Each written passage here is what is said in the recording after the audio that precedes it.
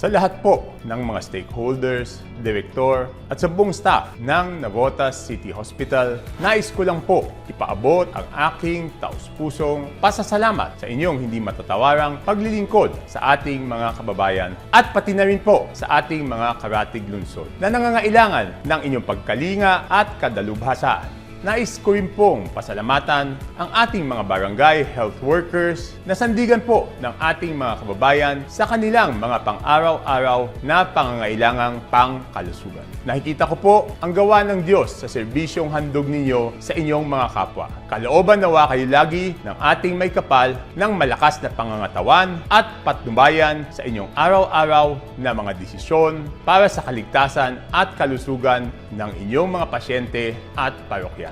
Binabati ko po kayo ng Happy Health Workers Day na ating ginugunita po ngayong araw na ito at Happy Hospital Week.